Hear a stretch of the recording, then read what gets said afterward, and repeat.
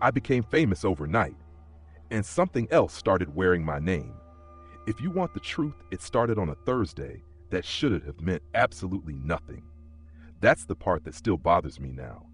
Not the crowds later, not the things people said, not even the bits I still can't explain without sounding like I've had some sort of breakdown.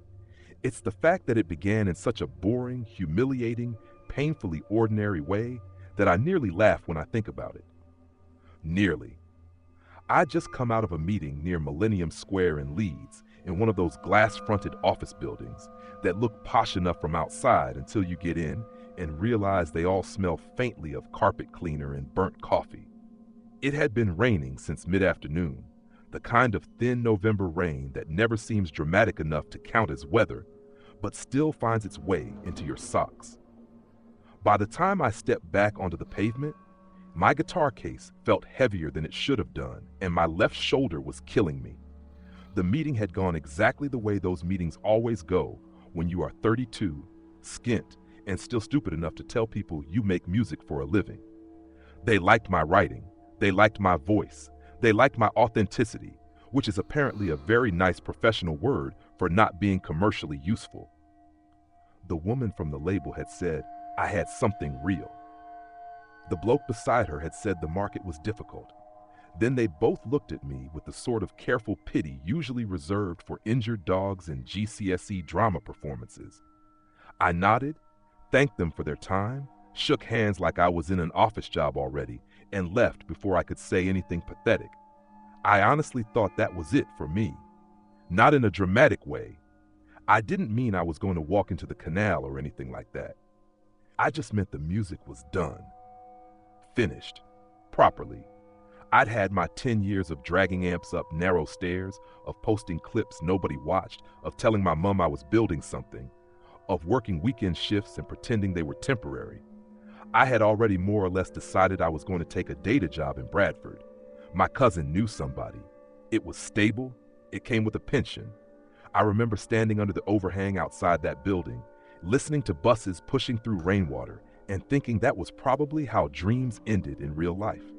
Not with fireworks, not with tragedy, just with spreadsheets and a train pass. There was a local radio station across the road, above a pawnbroker and a vape shop. I remember that because one of the upstairs windows was cracked open and I could hear someone laughing through the rain. It sounded warm in there, human. For about half a second, I had this stupid thought that I should go in and hand somebody a demo, as if that would make any difference. Then I laughed at myself and started walking. Bit early to pack it in, isn't it? The voice came from my left. Not loud, not menacing. If anything, it was too mild, which made it worse somehow. There was a man standing beneath the radio station's side awning, close enough that I should have noticed him straight away. Small build. Dark overcoat. Umbrella tucked under one arm, though it was still raining. He looked like the sort of person you'd forget the second you passed him, and I think that's what unnerved me first.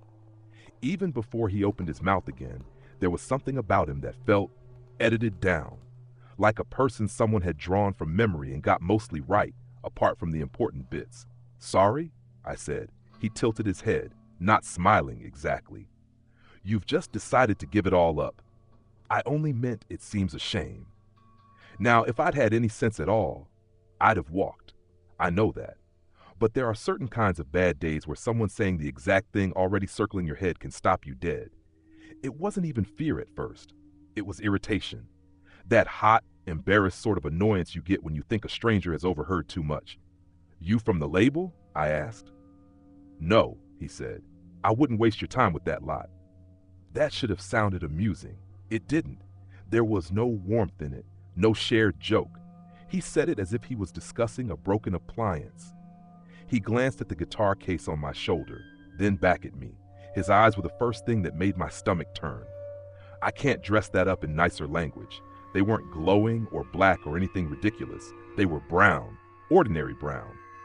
But they never seemed to settle in the center. Each time he looked at me, it felt as if his focus was arriving from slightly the wrong angle, as though his eyes had looked somewhere else first and only just caught up. "You're Rowan Pike," he said. It wasn't a question. I nodded slowly. "Have we met?" "No." But I know the song you nearly played them last. I felt my fingers tighten around the case handle. Right? You swapped it for the one about the ring road, he continued. Thought it sounded more mature, less pleading. For a second, I just stared at him. The traffic hissed behind us. Somewhere up in the radio station, the laugh had stopped. I became very aware of the rain dripping off the edge of the awning in a steady little line. That song had never been online. I'd written it in my kitchen 3 days earlier and played it exactly once in rehearsal, on my own. Who are you? I asked. He gave a small, almost apologetic shrug. Crispin Vale. That was all. Just the name. Like it ought to mean something. He held out his hand. I didn't take it. His fingers stayed there for a second too long before he lowered them again, and I noticed his nails were very clean. Ridiculously clean. Not manicured exactly. Just wrong for a man standing in city rain under a cracked awning. I know how this looks, he said. Unfortunate, really. If you'd had a better day, you might have been less willing to listen. I'm not willing to listen, I said a bit too quickly. Of course you are. I should say here that I wasn't brave. I wasn't one of those people who senses danger and squares up to it. I've never been like that.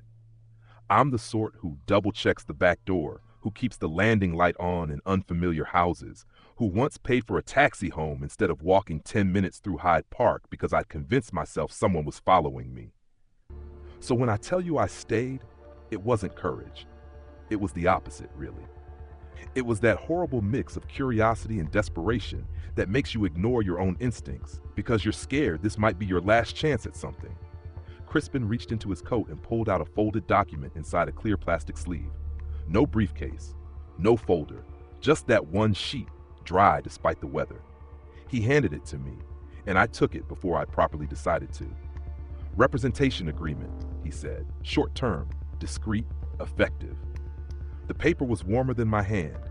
I nearly dropped it then, but that felt mad, so I held on and looked down. It was only a page long, not even a full page, actually. A few typed lines, my name already on it, a blank space for the date, a sentence about audience reach, another about percentages, then one line that made something low in my chest go tight. All dividends, material and immaterial. What does that mean? I asked. It means, said Crispin, that if people give you their attention, some part of it belongs to the arrangement. I looked up. He was watching me with that same mild expression, rain ticking on the umbrella under his arm. What I didn't expect was the sudden urge to laugh. Not because it was funny, because it was so absurd that the only other option was feeling afraid, and I wasn't ready for that yet. This is a wind-up, I said. It isn't. No offense, mate, but you've stopped me outside a radio station with a warm piece of paper and a contract that sounds like it was written by a goth estate agent. That, at least, should have annoyed him. It didn't. He actually seemed pleased, or as close to pleased as he ever got. There's the voice they keep missing, he said softly. That's the trouble. You think the work has to be enough on its own. I frowned. Who's they? He ignored that. You've spent years hoping the right people would hear you. That isn't really what you wanted, though, is it? Not hearing, not professionally, not technically. You wanted to occupy people. You wanted strangers on buses thinking in your cadence. You wanted your chorus in supermarket aisles. You wanted somebody in Newcastle, somebody in Norwich, somebody in a little semi in Doncaster to feel you'd reached into their life and named a thing they couldn't name themselves. I didn't answer because he was right, horribly right. Not about Newcastle and Norwich and all that, about the rest of it, about wanting not just listeners but presence, reach, weight to matter in rooms I'd never stepped into. I hated him for seeing that. I can get you audience, he said. I looked back at the page. It was only then I noticed the signature line had already been pressed into the paper, as if someone had written there very hard and then removed the ink. My own name sat faintly in the groove. I rubbed my thumb over it. You've got about 7 minutes, Crispin said, glancing not at a watch, but at the wet pavement beside my shoe. Then your phone will ring. It'll be your cousin in Bradford asking if you've thought about the analyst role. You won't answer. Not because you're uncertain, because if you hear his voice, it will all become real. I stared at him again. You don't know that. He gave the smallest nod. No, I do. A bus went past, spraying dirty water along the curb. A woman in a red coat hurried beneath the awning with shopping bags and slowed when she saw us there.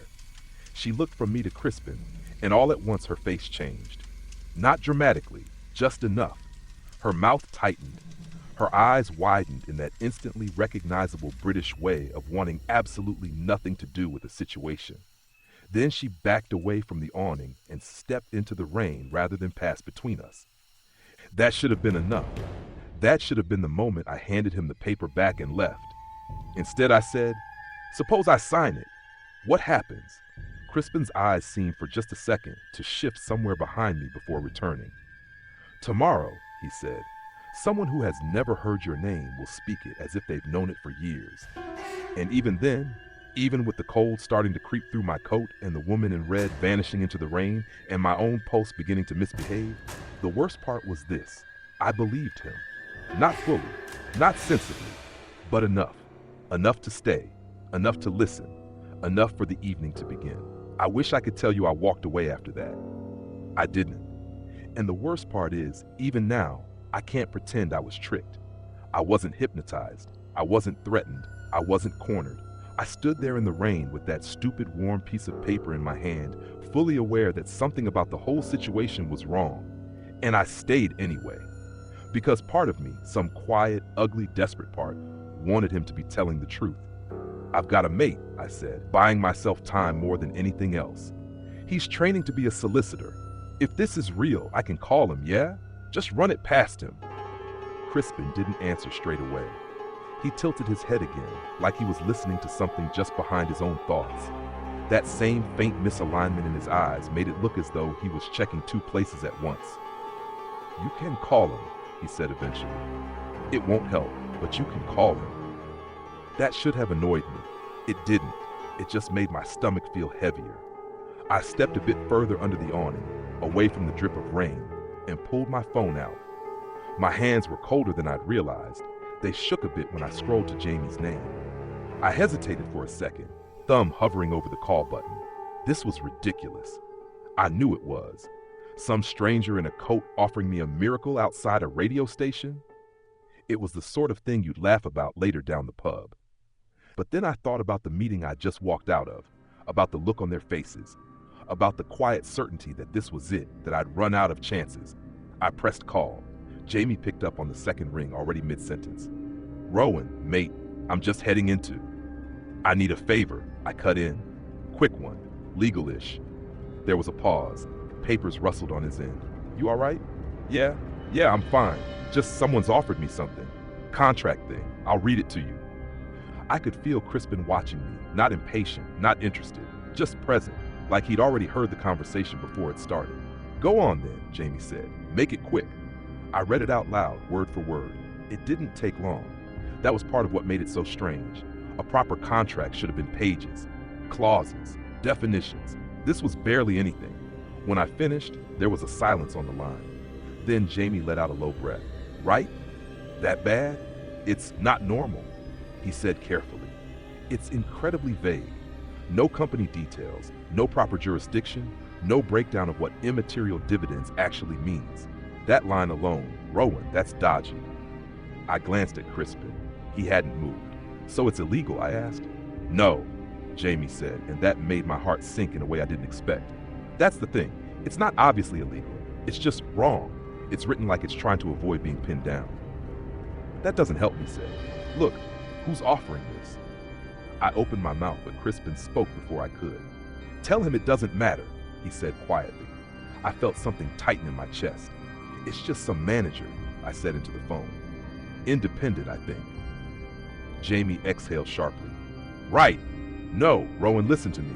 If someone's rushing you into signing something like this, that's already a red flag. You don't need to prove anything to anyone tonight. Walk away, get a proper copy, let me look at it properly." "He won't give me a copy," I said. There was another pause. "Then that's your answer," Jamie said, firmer now. "You don't sign it, end of." I swallowed. "Yeah," I said. "Yeah, that's what I thought." But even as I said it, my eyes dropped back to the paper. My name, pressed into the line, faint but already there. "What?" Jamie asked. "What's going on?" "Nothing," I said quickly. Rowan," he cut in. "You're not seriously thinking about this, are you?" I didn't answer straight away, because I was. Not in a logical way, not in a this makes sense way, but in that awful gut level way where you know something's wrong and still feel yourself leaning toward it. It's just, I started, then stopped. How do you explain that feeling?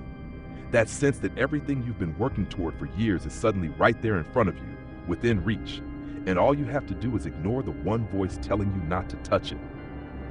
Rowan, Jamie said again, quieter now. Walk away. I closed my eyes for a second. I could hear the rain, the traffic, someone laughing upstairs in the radio station again, like nothing in the world was off. I'll call you later, I said. Don't sign it, he replied immediately. I'm serious, don't, I hung up. For a moment, neither of us spoke. Then Crispin said very gently, he's right, you know.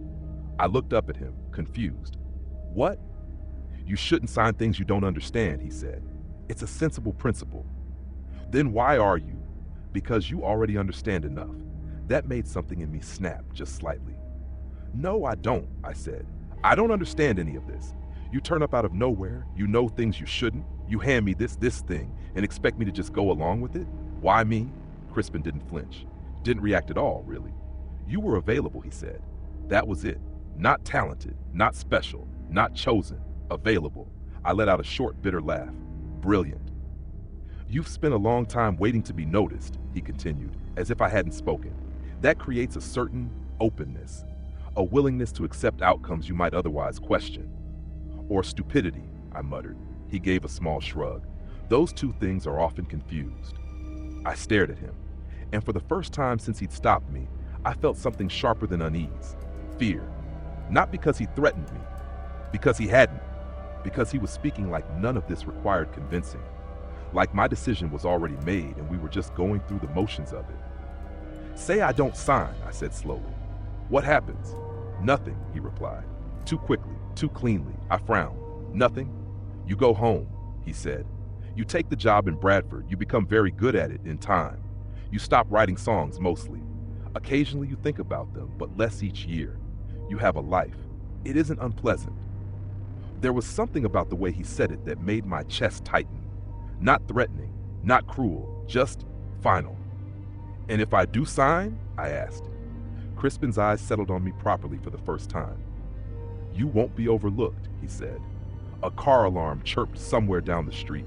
The rain eased slightly, softening to a mist.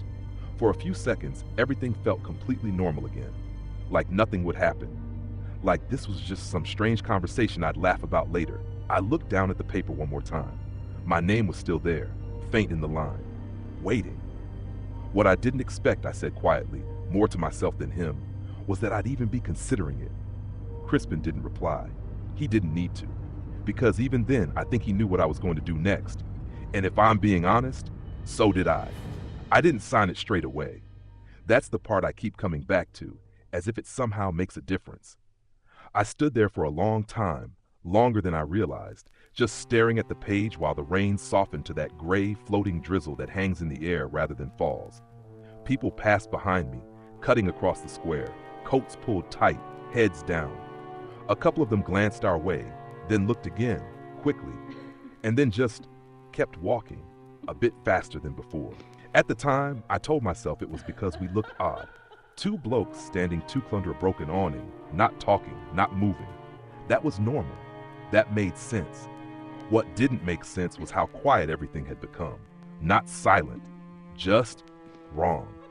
The traffic was still there, but it sounded distant, like it had been pushed a few streets back. The laughter from the radio station had stopped again. Even the rain seemed to fall more carefully, like it didn't want to interrupt something. I cleared my throat. I'm not rushing this. You aren't, Crispin said. I'll think about it. You already are. That irritated me more than anything else. Can you stop doing that? I snapped, answering things I haven't said yet. I'm not, he replied calmly. You're just predictable. I almost laughed again, but something in my chest stopped me. A tightness, not pain, just pressure. I looked back down at the contract. There was something about it I hadn't noticed before. The text, those few short lines, seemed slightly off, not moving, not changing. But when I tried to focus on individual words, they didn't quite hold still in my head. Like I could read the sentence, understand it, but if I tried to repeat it exactly, I lost the shape of it. All dividends, material and immaterial, I muttered. What does that mean to you? Crispin asked. I hesitated. It means everything, doesn't it? Yes. That's not how contracts work. No, he agreed. It isn't. I ran a hand over my face. I could feel the damp in my hair, the cold in my fingers, the ache in my shoulder from the guitar case. All normal, all grounded. I clung to that. This is stupid, I said. I'm standing here talking about signing something I don't understand from someone I don't know, based on what? A feeling? A need, he corrected. I looked at him sharply. You're tired of being unheard, he went on. Not ignored. That would imply they noticed you first. You're tired of not existing in the right places, of saying something that matters and having it disappear the moment you finish saying it. I felt my jaw tighten. Everyone feels like that sometimes, I said. Not like you do, he replied. I opened my mouth to argue, then stopped, because he was right again. And that was the problem. Every time he spoke, it landed just close enough to the truth that I couldn't dismiss it without lying to myself. I took a breath. Even if I believed you, which I don't, this isn't how any of this works. You don't just make someone famous overnight. Crispin tilted his head slightly. Why not? Because there are systems, I said, gesturing vaguely. Labels, promotion, timing, money. And you've tried all of that, he said. Haven't you? I hesitated. Has it worked? He asked. No, I admitted. Then perhaps, he said quietly, you've been using the wrong system.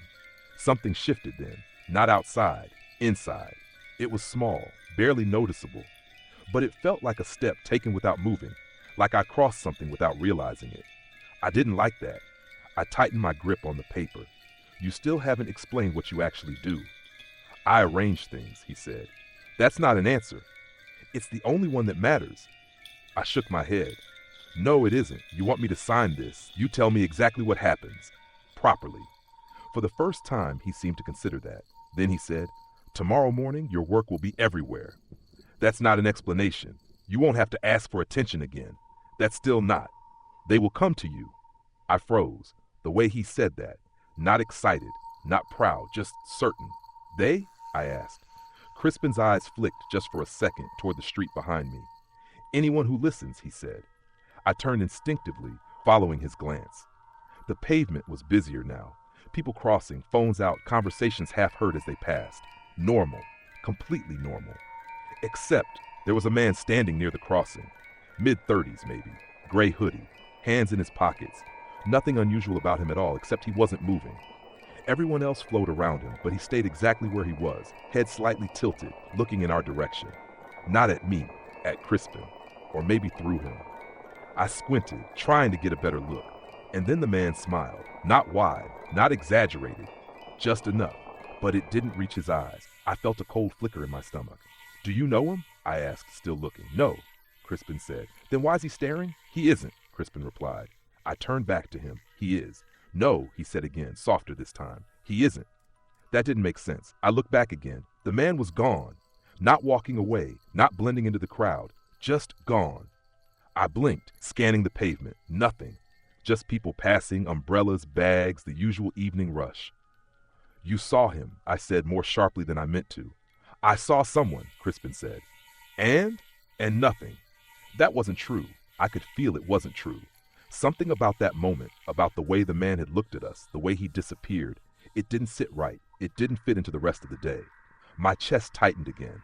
This is wrong, I muttered. Something about this is wrong. Yes, Crispin said. I looked at him. He was watching me more closely now. Not intensely, not aggressively, just waiting. As I said, he continued, you shouldn't sign things you don't understand. That should have been the end of it. That should have been the point where I handed the paper back, said thanks but no thanks, and walked away into a completely normal life. But instead, I heard myself say, if I sign, can I stop later? There it was. The moment everything shifted, Crispin didn't hesitate. Yes, he said. How? You ask? And that's it? For you, he said, it would be enough. I searched his face looking for something that told me he was lying. I couldn't find it. That didn't mean he wasn't. It just meant I couldn't prove it. The pressure in my chest grew heavier. I thought about the meeting, about the job in Bradford, about the years behind me and the quiet, predictable years stretching out ahead. Then I thought about what he'd said. You won't be overlooked. I didn't notice when my hand moved, didn't notice the pen between my fingers until it was already touching the paper. For a split second, just one, I hesitated. And in that moment, everything felt completely still. No rain, no traffic, no sound at all, like the world was holding its breath. What I didn't expect, I whispered, was how easy this feels. Crispin said nothing. I pressed the pen down, signed my name, and the second I finished, something behind me laughed. Not loudly, not human. I turned so fast my shoulder flared with pain. There was nobody there, just the street, the rain, the people, everything exactly as it should have been. I looked back at Crispin. He was already taking the contract from my hand. "You won't regret it," he said. But the way he said it, it didn't sound like reassurance. It sounded like a statement of fact, and for the first time since I'd met him, I felt properly afraid. For a few seconds after I signed it, nothing happened. That's important. Because if something dramatic had occurred right there, if the sky had gone dark or people had started screaming or anything at all had shifted, I might have reacted differently. I might have run. I might have demanded answers. I might have done something other than stand there like an idiot, trying to convince myself I hadn't just made a very strange mistake. But everything stayed exactly the same. The rain carried on falling. Cars moved through the junction. Someone somewhere shouted about a missed bus. It was so normal it felt staged, like a scene deliberately holding itself together. I turned back to Crispin. He had already folded the contract. Not carefully, not ceremoniously, just efficiently. The paper slid into his coat as if it had always belonged there. "That's it?" I asked. "That's it," he said. "No instructions? No next steps? You don't even need my details?" "I have everything I need." That made my stomach drop again. "What does that mean?" "It means," he said, stepping slightly out from under the awning, "you should go home." "That's it," I repeated. "I just go home and what? Wait." "If you like." That wasn't an answer. It barely counted as a sentence. I frowned. "You said tomorrow. You said something would happen tomorrow." "Yes." "And you're just leaving?" Crispin paused then, actually paused, like he was considering whether or not to give me something more. Then he said, "Rowan, you've spent a long time asking people to listen to you." I didn't reply. "You won't need to ask anymore," he continued. And with that, he stepped out into the rain. No goodbye, no handshake. He just walked. I watched him cross the pavement, merge into the movement of people, and then he was gone. Not disappeared like the man earlier, not in that wrong, jolting way, just gone. I stood there for a moment longer, expecting, hoping maybe, that he'd reappear. That this would resolve into something sensible, a trick, a misunderstanding, but nothing happened. Eventually, I adjusted the strap on my shoulder, picked up my case properly, and started walking. The first thing I did was check my phone. I don't know why. Habit, probably. Or maybe I expected something to already be different. A message, a missed call, anything that would make the last 10 minutes feel less detached from reality. There was nothing, just the usual. A notification from my bank about low funds. A group chat message from people I hadn't seen in months. A half-written draft email to myself about that job in Bradford. Normal. Completely, painfully normal. "Right," I muttered under my breath. "Nice one, Rowan." I started walking faster, more to shake the feeling off than to get anywhere in particular. The drizzle had picked up again, and the cold was starting to settle into my hands. Everything about the evening was dragging me back towards something familiar, something dull but safe. By the time I reached the bus stop, I'd already begun rewriting it in my head. Some bloke with a weird sales pitch. You humored him. You signed something meaningless. He'll disappear. Nothing will happen. End of. I even laughed to myself at one point. A short, tired sort of laugh. "Unbelievable," I said quietly. "Actually unbelievable." A woman standing a few feet away glanced at me, then quickly looked back at her phone. That little social correction, that subtle, "don't be weird in public" reaction, felt reassuring. That was the world I understood. That was the world I was going back to. The bus arrived late, typical.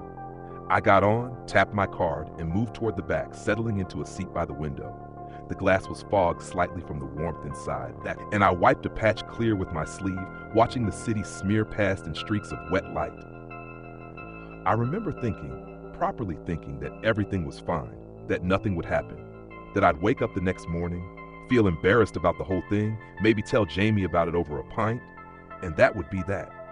But something small started to creep in. It wasn't immediate. It wasn't obvious. Just a feeling, like I'd forgotten something important. I shifted in my seat, adjusting my jacket, trying to shake it off. The bus was half full, people in coats, headphones in, staring at their phones or out the window. A couple arguing quietly near the front, someone coughing. All the usual evening noise, except it felt quieter than it should have. Not silent, just muted. I glanced up, and for a moment I thought everyone was looking at me. Not obviously, not all at once, but in fragments. A glance from the left, a flicker of movement from the right. Someone's reflection in the window turning just slightly too slow. I told myself I was imagining it. Of course I was. I just had a weird conversation. Signed something I didn't understand. My head was playing tricks on me. That was all. Still, I shifted my gaze back to the window, watched the city again, focused on something outside. Anything normal. We stopped at the next set of lights. A man stepped onto the bus. Late 20s, maybe. Smart jacket, damp hair, slightly out of breath like he jogged to catch it. He scanned the seats, then walked down the aisle. And as he passed me, he slowed. Not by much, just enough that I noticed. His head turned, just slightly. Our eyes didn't meet, but I could see his expression. That same small, almost smile. The kind that didn't reach anything real. My chest tightened. He kept walking, took a seat near the back. I didn't turn around, didn't check. I just stared out the window, heartbeat starting to pick up, trying to tell myself it meant nothing, because it didn't. It couldn't. People look at people all the time. People smile. People slow down. That's normal. The bus jolted forward. I swallowed hard. Get a grip, I muttered under my breath, and for a few minutes everything did feel fine again. The feeling passed, the noise returned, the world settled, like nothing had happened. When I got off near my flat, it was properly dark. The streetlights cast that dull orange glow over everything, turning wet pavements into long, stretched reflections. My building was halfway down the road, 3 stories, brick front, nothing remarkable about it. I walked up to the door, keys already in hand, and stopped. Not because I saw anything, because I felt it. That same slight pressure in my chest, that sense of something being off. I glanced up and down the street, empty, completely empty. No one standing about.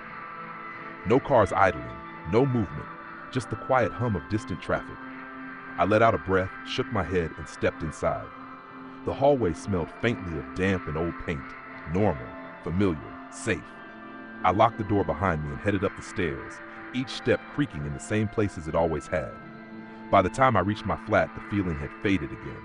I unlocked the door, stepped inside, closed it, and just stood there for a moment in the dark.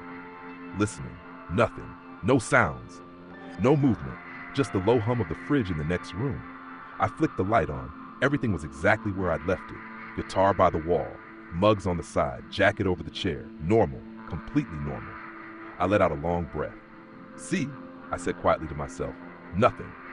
But as I stepped further into the room, my phone buzzed in my pocket. I froze.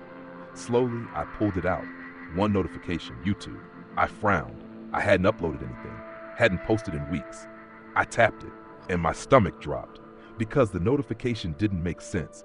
It said, "Your video is gaining attention." I stared at the screen. "What video?" I whispered. My thumb hovered over it for a second. Then I opened the app, and that's when everything started to change. I didn't breathe properly for a good few seconds. Just stared at the screen like it had made a mistake, because it had to be a mistake. I hadn't uploaded anything. Not recently. Not in months. The last thing on my channel was a rough acoustic recording from my kitchen that barely scraped a couple hundred views before I gave up checking it. So when the app opened and I saw the numbers, I honestly thought it had glitched. "Come on," I muttered, half laughing, already backing out to refresh it. But it didn't change. If anything, it got worse. The view count was climbing, not slowly, not gradually, jumping, thousands at a time. The little red notification bubble in the corner ticked upward so fast it didn't even settle on a number properly. It just flickered like it couldn't keep up. "What the hell is this?" I whispered. I tapped on the video. It wasn't the one I remembered. That's the first thing that hit me. Same title. Same thumbnail. Well, almost the same. It looked sharper somehow, more deliberate. But the audio, The audio wasn't what I'd recorded. I knew my own voice. I knew every mistake in that track, every breath I'd taken too loudly, every note I'd pushed just slightly off. This was cleaner, stronger, better, but it wasn't me. Or it was me, just not the version I remembered being. I scrubbed back and forth through it, heart starting to hammer now. No. I paused it halfway through a verse. My voice carried on for a fraction of a second after I'd hit pause. I flinched, pulling the phone back like it had shocked me. Then it stopped. Silence. I swallowed hard. That didn't happen, I said out loud, but my chest felt tight, too tight. I pressed play again. It worked normally, no delay, no overlap. Just the track, just my voice. I forced a breath out through my nose. All right, I muttered. You're tired. That's all this is. That explanation felt thin, but it was better than the alternative. I backed out of the video and checked the channel, and that's when I saw the subscriber count. I blinked, looked away, looked back again. The number didn't change. 3,000? No. That's what it had been. That's what it should have been. Now, 78,000? I actually laughed then, a sharp, disbelieving sound that echoed slightly in the small flat. That's not funny, I said to no one. My hand trembled as I refreshed the page. 81,000, 84, 89. The number kept climbing, and with it, the comments. They poured in faster than I could read them. Lines stacking on top of each other, usernames I didn't recognize, messages that felt too intense, too immediate. Where has this been? How did I not hear this before? I've been listening to this for years. Why is it only blowing up now? That one made me stop. I leaned closer to the screen. Years? I whispered. That didn't make sense. It had only been uploaded tonight. Hadn't it? I checked the upload date. It said 3 years ago. My stomach dropped. No, I said, shaking my head. No, that's not right. I knew when I'd recorded it. I knew when I'd uploaded it. I remembered sitting right there, in this flat, staring at the progress bar as it crept up to 100%. It hadn't been 3 years. It couldn't have been. I backed out again, scrolling through the rest of the channel. More videos. That shouldn't have been there. Live sessions, studio recordings, clips with proper lighting, proper sound, proper everything. I didn't remember making them, didn't remember recording them, didn't remember anything about them. But there they were, and the views, hundreds of thousands, millions. My head started to spin. What is this? I whispered. What have you done? I didn't even realize I was talking to Crispin. My phone buzzed again, and again, and again. Messages, text this time. I opened one at random. Rowan, why didn't you tell us? We just saw you on Facebook. This is amazing. Another, mate, what is going on? Why didn't you say anything? My chest tightened. Jamie, I tapped the message, heart racing. There were more above it. Loads. I hadn't seen them, or maybe they hadn't been there before. I scrolled. His tone changed as the messages went on, from excitement to confusion to something else. Rowan, why aren't you answering? This isn't funny. Call me. I stared at the last one for a moment. Then my phone rang. Jamie, I hesitated, just for a second. Then I answered. Hello? Rowan, he said immediately. What the hell is going on? His voice sounded wrong, not distorted, just strained, like he'd been speaking too much or not enough. I don't know, I said, and for the first time that night, I meant it completely. I genuinely don't know. What do you mean you don't know? He snapped. You've got hundreds of thousands of followers overnight. Your stuff's everywhere. People are sharing your name like it's always been there. I didn't do this, I cut in. There was a pause. Then who did? He asked. I swallowed. And for a moment, I didn't want to say it, because saying it would make it real. But I couldn't not say it. There was a man, I said quietly. Earlier, outside a radio station. He. Rowan, Jamie interrupted, voice tightening. I don't care about some random bloke you spoke to. I care about what's happening right now. This isn't normal. I know it's not normal. I snapped louder than I meant to. Silence. We both held it for a second. Then I said softer, I signed something. Another pause. Longer this time. What do you mean? Jamie asked. A contract, I said. Or something like it.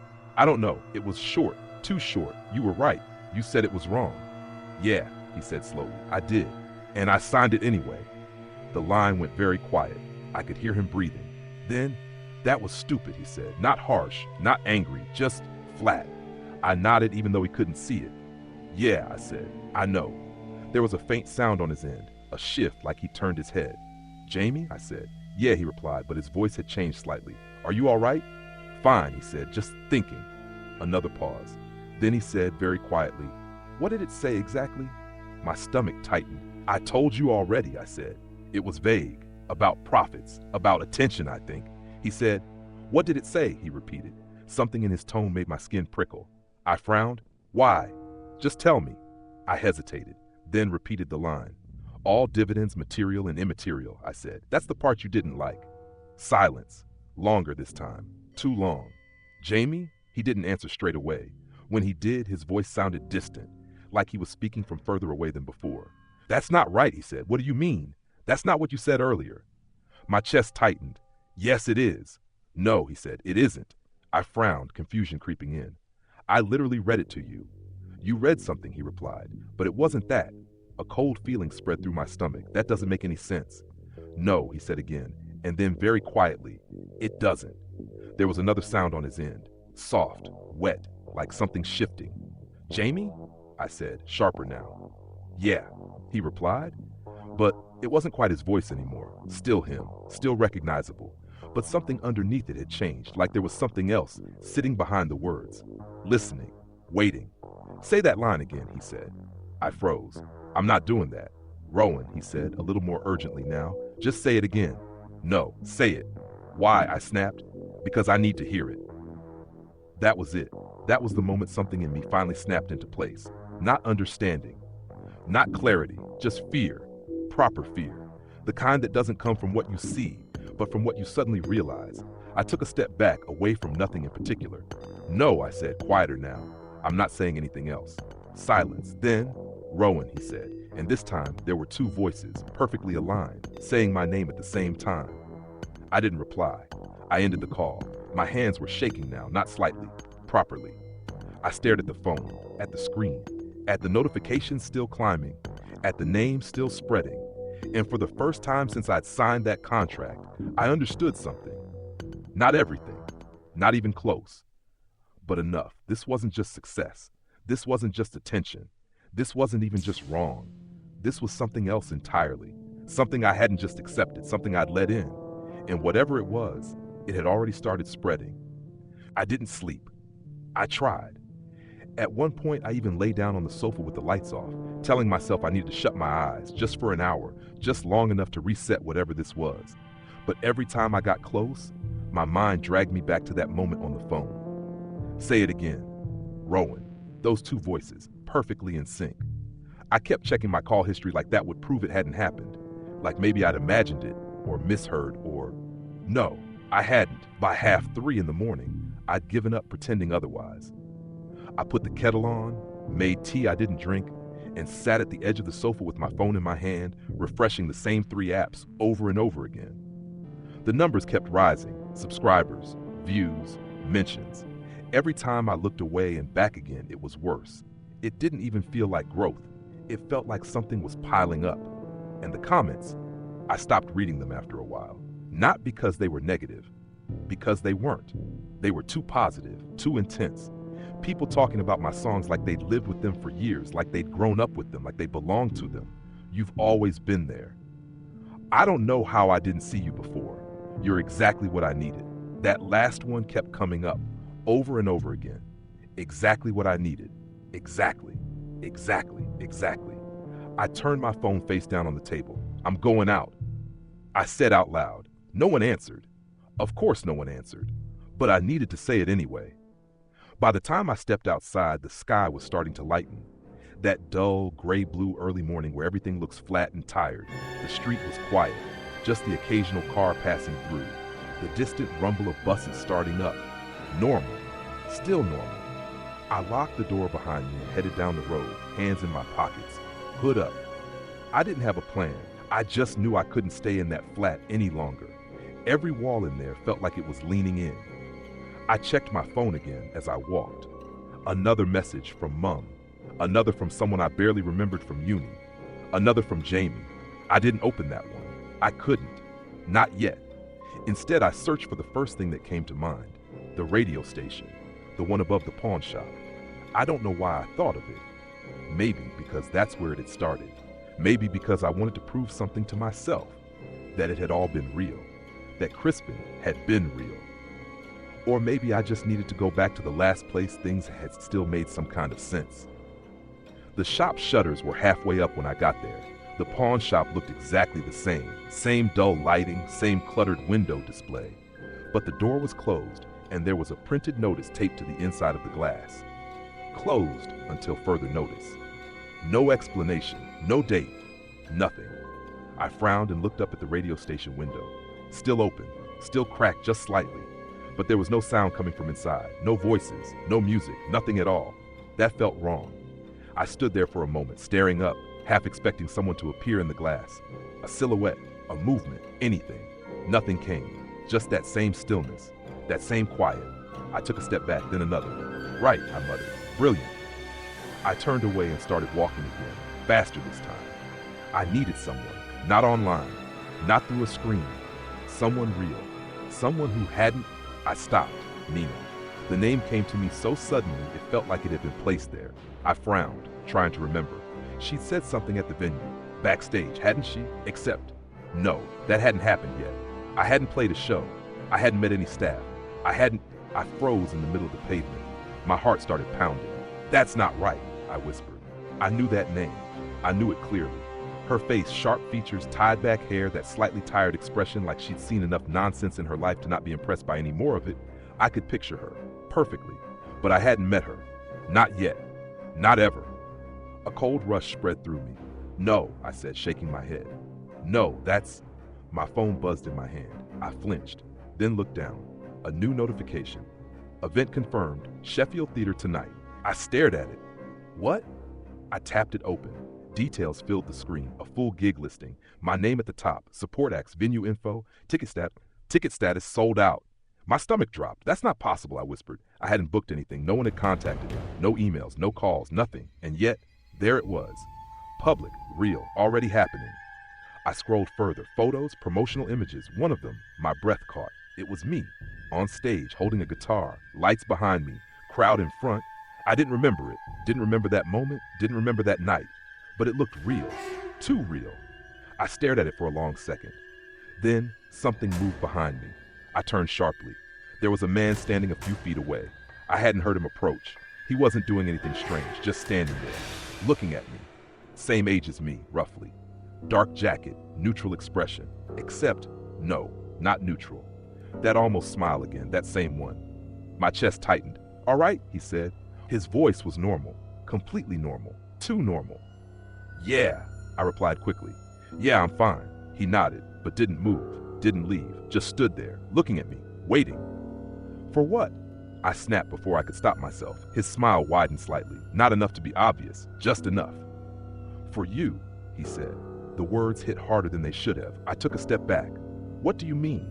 He didn't answer straight away, just tilted his head slightly, then said very softly, We've been waiting. My pulse spiked. We? But even as I said it, I already knew. The man's eyes flicked past me. I turned and saw two more people standing further down the pavement, watching, not moving, not speaking, just waiting. A third figure across the road, a fourth near the bus stop. All of them, still, focused. The same expression on each face, that same almost smile, that same quiet, unbearable attention. My throat went dry. This isn't happening, I whispered. The man in front of me took a small step forward. Not threatening, not aggressive, just closer. It is, he said gently. I shook my head, backing up again. No, you're just people. You're just Rowan, my name, spoken softly. From behind me this time, I turned, another one, standing right at the edge of the pavement, looking straight at me. Rowan, they repeated. Then another voice, from the left. Rowan, then another. Rowan, one by one, not loud, not shouting, just calling. Like they already knew me, like they'd always known me. And suddenly I understood something. Not clearly, not fully, but enough. Crispin hadn't been lying. They weren't noticing me. They weren't discovering me. They weren't finding my music. They were coming. Because I'd let them. Because I'd signed. Because I'd agreed to something I didn't understand. And now they were here. I didn't wait, didn't think, didn't speak. I turned and ran. Behind me, I heard it. Not footsteps, not chasing, just voices, soft, calm, certain, repeating my name over and over and over. I didn't stop running until I physically couldn't anymore. Not because they were chasing me. I never heard footsteps behind me, not once, but because something about the way they weren't chasing felt worse. Like they didn't need to. Like they knew where I was going before I did. By the time I slowed down, my chest was burning and my legs felt hollow. I bent over, hands on my knees, dragging in air that didn't seem to do anything. Just people, I whispered to myself. You're overreacting. They're just... I stopped, because even saying it out loud didn't sound convincing anymore. I straightened slowly and looked around. I didn't recognize the street straight away. Terraced houses, parked cars, bins half out on the pavement, normal Leeds back street. Nothing unusual, except no one was out. Not a single person. No curtains twitching, no doors opening, no sound at all, really. Just that same low, distant hum of the city, like it had been pushed further away. I swallowed. Right, I said, forcing some steadiness into my voice. Home. That was the only thing that made sense. My flat. Lock the door. Stay inside. Think.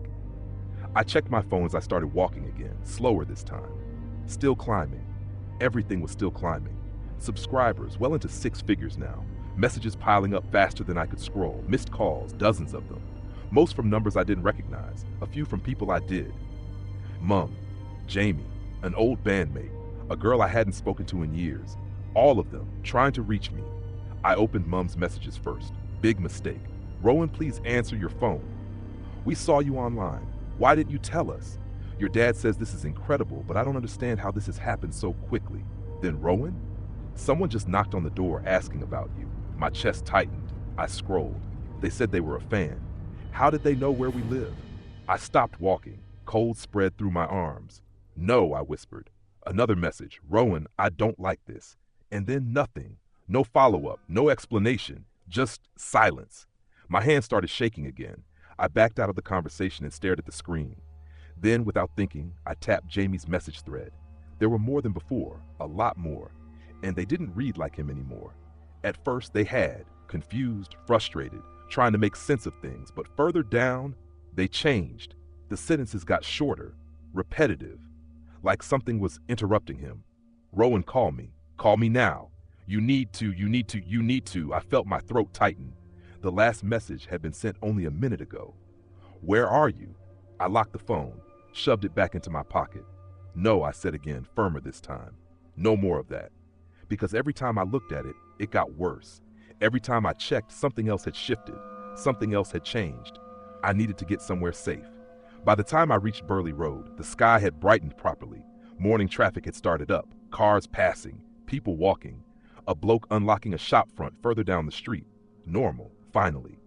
I slowed my pace, forcing myself to breathe properly. See, I muttered. You're fine. It's just... A group of 3 people stood outside a cafe, all facing the window, all completely still. Not talking, not moving, just standing. I looked away quickly. Don't, I said under my breath. Don't start that again. I kept walking, didn't look back, didn't stop. My building came into view a minute later. Same as always, nothing out of place. No crowd, no one waiting. Relief hit me so suddenly it made my knees feel weak. All right, I said. All right, you're good. Just get inside. I crossed the road, fumbled with my keys, and pushed the front door open. The hallway smelled the same. Damp, paint, that faint, stale warmth that never quite goes away. I stepped in, closed the door behind me, locked it. Then I stopped because something was wrong. Not obvious, not immediate, just wrong. The air felt warmer than it should have, not comfortable, thick, like the heating had been left on too high. I frowned. I never left it on. I stood there for a second, listening. Nothing. No movement, no sound, just that faint hum again. I exhaled slowly. You're being stupid, I whispered. Then I started up the stairs. Each step creaked the same way it always did. That should have been reassuring. It wasn't, because I couldn't shake the feeling that something was listening for those creaks, waiting for them. I reached my door, unlocked it, paused just for a second, then pushed it open. Everything looked normal, exactly as I'd left it. Mugs on the side, jacket over the chair. Nothing moved, nothing out of place. I stepped inside, closed the door, locked it again, and just stood there, listening. Still nothing. No one's here, I said out loud. Silence. I let out a breath. My shoulders dropped slightly. See? I muttered. You're fine, Something shifted. Not loud, not sudden, just a small sound from the bedroom. My entire body locked up. I stared down the short hallway. The The bedroom door was half open, exactly how I'd left it, dark and still. I didn't move, didn't breathe, nothing. Just the hum of the fridge behind me, and that feeling. Like something was just out of sight, waiting. "You're imagining it," I whispered. No response, of course no response. I took a step forward, then another, slow, careful. Every movement felt too loud, too deliberate. I reached the door, pushed it open a little more. The room was empty, bed unmade, curtains half drawn, nothing unusual. Nothing. I stopped, because something on the bed caught my eye, a piece of paper, folded, placed right in the center. My stomach dropped. "No," I said quietly. I stepped closer, slowly, reached out, picked it up. It was dry, completely dry. Despite everything, despite the rain, despite the fact I hadn't been home, I unfolded it, recognized the handwriting instantly, neat, precise, controlled. "Mr. Rowan Pike, you appear unsettled. This is understandable. You are experiencing the early stages of attention. It can feel unfamiliar at first. Try not to resist it. Resistance creates complications. You are safe, provided you remain cooperative." I stared at the page, my hands trembling. "You said tomorrow," I whispered. The flat didn't answer. But something in the room shifted again. That same almost sound, that same presence. Like I wasn't alone anymore. I turned slowly, scanning the corners, the doorway, the walls. Nothing visible, nothing I could point to and say, there. But the feeling didn't go away. It got stronger, thicker, like the air itself was pressing in. And then, very softly, from somewhere behind me, I heard it, not a voice, not quite, just a breath, close, too close, in a whisper that barely formed the word Rowan. I didn't turn around. I know that sounds ridiculous, but in that moment it felt like the only decision I had left. If I turned and there was nothing there, I'd convinced myself I'd imagined it. If I turned and there was something there, I don't think I was ready for that. So I stayed exactly where I was, standing in the middle of my own bedroom, holding that letter like it might anchor me to something real. "Stop," I said, quietly at first. "Just stop." The flat didn't answer. Of course it didn't. But the feeling didn't go either. It stayed right there, just behind me. Not moving, not touching, just present. Like someone standing too close without making a sound. My throat tightened. "You shouldn't be here," I said. And that was when it changed. Not the room, not the air. Just the position of the feeling. It wasn't behind me anymore. It was everywhere. I moved then, fast, too fast. I dropped the letter, grabbed my jacket from the chair, and backed out of the room without looking around again. My shoulder clipped the door frame, sending a dull thud through the flat that sounded far louder than it should have. I didn't stop, didn't think, just moved, out into the hallway, down the stairs, hands shaking so badly I fumbled the keys twice before I got the front door open. I stepped out into the street, and the moment I did, it was gone. Completely, like it had never been there. The air felt normal again, cold, open, safe. I bent over slightly, hands on my knees, dragging in breath after breath. "What is wrong with you?" I muttered to myself. "You're losing it. You've actually lost it." But even as I said it, I knew I hadn't. Because the letter was still in my hand, I looked down. I didn't remember picking it back up. A cold, sinking feeling settled in my chest. "No," I whispered. "No, I left that." I stopped, because arguing with it didn't change anything. It was there.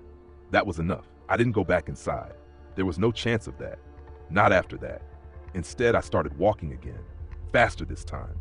No destination, no plan, just away. Every step felt too loud. Every passing car made me flinch.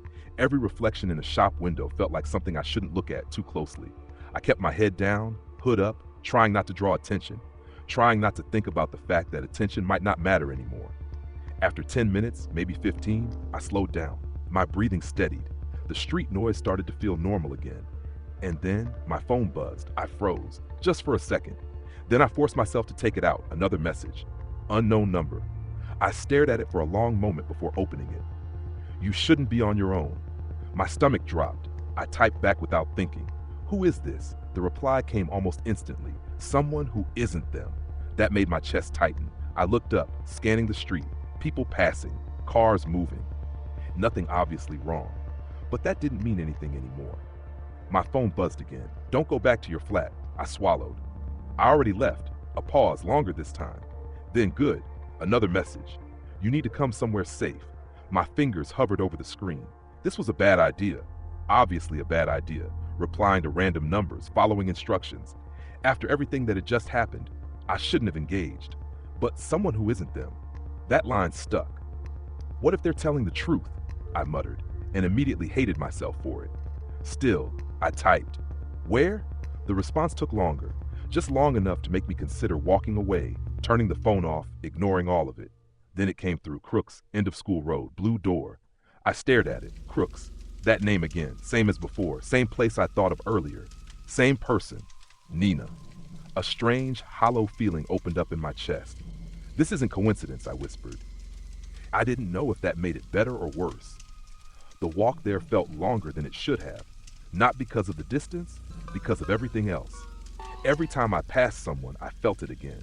That attention, that slight pause, that almost smile. Not everyone, but enough. Enough to make it impossible to ignore. A woman pushing a pram who stopped mid-step as I passed. A man on his phone who went completely still, eyes following me without turning his head. Two teenagers outside a shop who both went quiet at the same time. Each time, that same feeling, that same quiet recognition. Like they knew me, like they'd been waiting. I kept walking, didn't stop, didn't react. Because reacting felt like the worst thing I could do. Because if I acknowledged it, if I let it become real, I didn't know what would happen next. By the time I reached Crooks, my legs felt heavy again. The streets were narrower here, quieter. Terraced houses stacked close together, cars parked tight along the curb. I slowed down, checked the numbers, found the blue door. It looked completely normal, nothing unusual, nothing out of place, just a house. I stood there for a second, staring at it. This is stupid, I said under my breath, but I still stepped forward, still knocked. There was a pause. Then, footsteps, inside. Normal footsteps. Human. The door opened, and she was there, exactly as I remembered, which didn't make sense, because I still didn't know how I remembered her. Mid-20s, hair tied back, tired eyes, sharp expression that softened just slightly when she saw me. Rowan, she said. Her voice, it was normal, completely normal. No echo, no second layer, no hesitation, just her. I felt something in my chest loosen, only a little, but enough. You texted me, I said. She frowned slightly. Yeah, come in. I hesitated, just for a second. She noticed. I'm not them, she said flatly. If that's what you're thinking. That hit harder than anything else had so far, because she didn't sound confused, didn't sound surprised. She sounded like she already knew exactly what I was going through. I stepped inside, the door closed behind me, and just like that, the noise outside cut off. Not completely, but enough. The house felt separate, contained, safe. I let out a breath I didn't realize I'd been holding. Thank you, I said. She nodded, already moving toward the living room. You look like you've had a morning. That's one way of putting it. I followed her in. The room was small, cluttered in a normal way. Books, mugs, a laptop open on the table. Everything about it felt real, grounded, like it belonged to someone who existed properly. She gestured to the sofa. Sit, I did. My hands were still shaking. I hadn't noticed until now. She disappeared into the kitchen for a second, then came back with a glass of water, handing it to me without a word. I took it, drank too quickly. She watched me the whole time, not staring, just assessing. You've seen them then, she said. I nodded slowly. Yeah. A pause. Then I added, they're not right. No, she said, they're not. The way she said it, no hesitation, no doubt, just certainty. I looked up at her. You believe me? She gave a short, humorless laugh. I didn't yesterday, she said. Thought it was just another online blow-up, another viral thing. Then I saw what happened at the station. My stomach tightened. What happened? Her expression shifted slightly. Not fear, not quite. Something heavier. They went in, she said. A few of them said they wanted to meet the presenter, talk about you. And she held my gaze. They didn't come out. A cold silence settled in the room. I swallowed. And the presenter? Nina didn't answer straight away. Then she said very quietly, they found her ring. That same detail, from before. The radio, the voice, the screen. It all snapped back into place. This isn't just me, is it? I said. No, she replied. It's not. Another pause. Then it's spreading. The word landed heavily. Spreading. Like a disease, like something alive. I leaned back slightly, head spinning. This is because of me, I said. She didn't answer. Didn't deny it, didn't confirm it, just looked at me. And that was worse, because it meant she was thinking the same thing.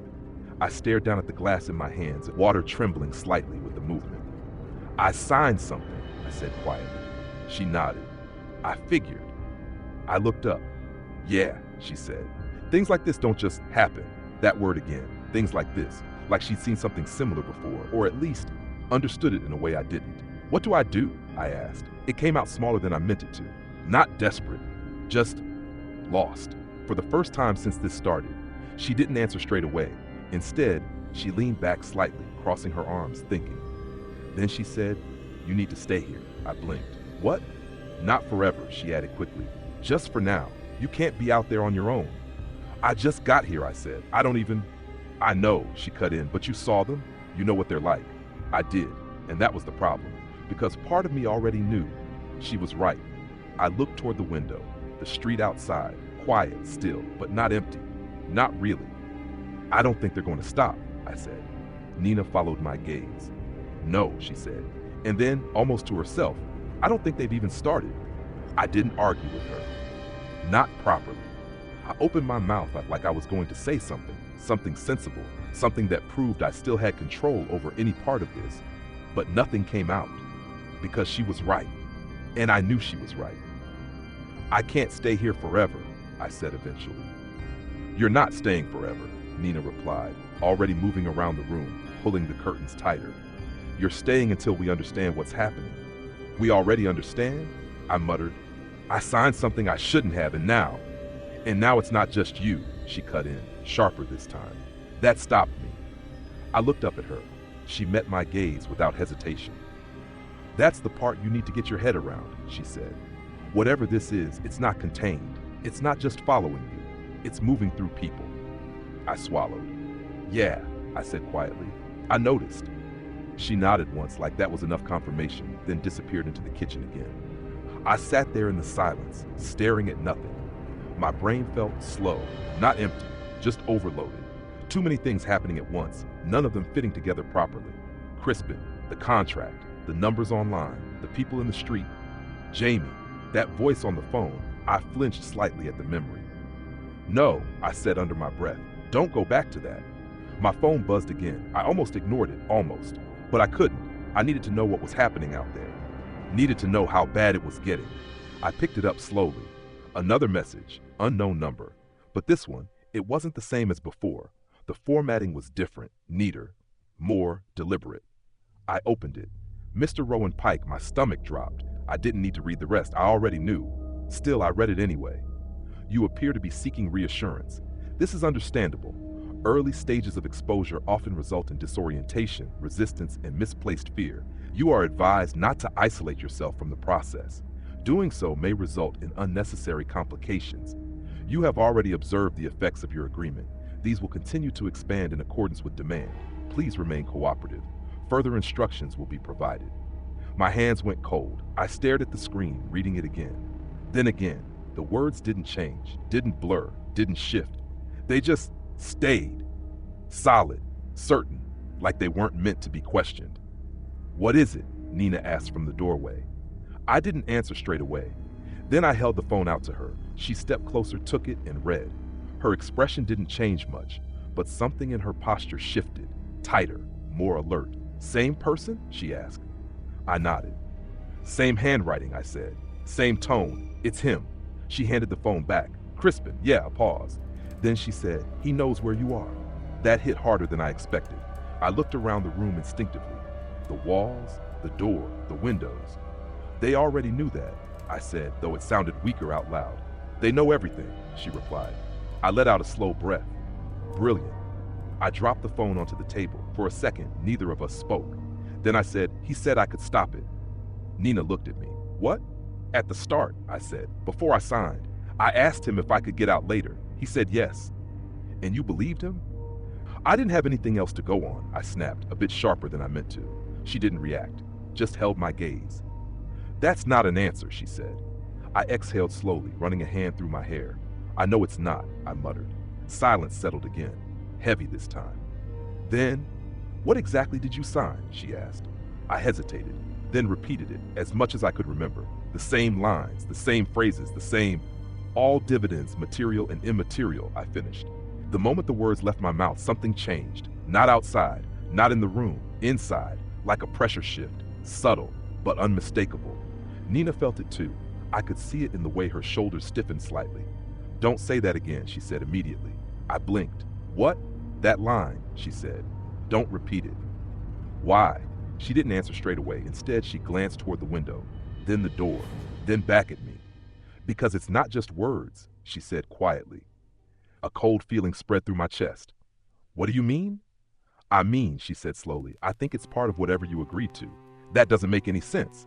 "No," she replied, "it doesn't." Another pause. Then, "But it fits." I swallowed. "Fits what?" She looked at me. "The way this is spreading, I didn't like that. Didn't like it at all." "What, you think saying it does something?" "I think repeating it might," she said. I shook my head. "That's ridiculous." "Is it?" she asked. That shut me up because, no, not anymore, not after everything else. I leaned back slightly, staring at the ceiling. "Right," I muttered. "So we've got magic contracts now. Brilliant, fantastic." She didn't respond, didn't laugh, didn't even react. That made it worse. "Say something," I said. "I am," she replied. "I'm saying we need to be careful." "With what?" "Everything." I let out a hollow laugh. Bit late for that. She didn't disagree. My phone buzzed again. I didn't want to look, but I did. Another message. This time from Jamie. I froze, just stared at his name. Didn't open it, didn't move. Nina noticed. "Who is it?" I swallowed. "Jamie." She didn't say anything, just watched me. "Don't answer it," she said quietly. I wasn't going to. But my thumb hovered over the screen anyway, because he was my mate, one of the only people I trusted, one of the only people who'd actually tried to stop me from signing that thing. And now I didn't know what he was. Or if he was still. I shut my eyes for a second, then opened the message. Rowan. That was it. Just my name. No punctuation, no follow-up, nothing else. I stared at it, waiting for something more. Another message, another word, anything. Nothing came. My chest tightened. "That's not right," I whispered. Nina leaned closer slightly. "What did he say?" "Nothing," I said. "Just my name." She frowned. "That's it?" "Yeah." A long pause. Then, "That's worse," she said. I nodded slowly. "Yeah," I agreed. "I think it is." We sat there for a while after that. Neither of us speaking, neither of us moving, just waiting for something, anything. And that was the moment it hit me, properly, not as a thought, not as a theory, as something solid, something real. "This isn't stopping, is it?" I said quietly. Nina didn't answer straight away. Then she said, "No." I looked at her.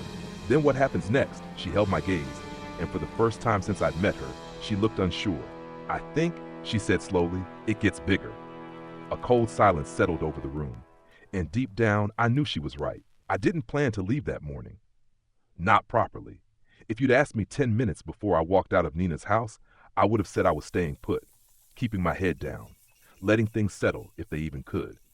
But something shifted again. Not outside, inside.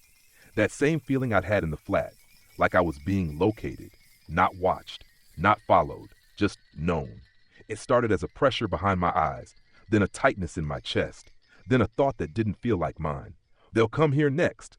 I stood up before I realized I was doing it. "I can't stay," I said. Nina looked up immediately. "What?"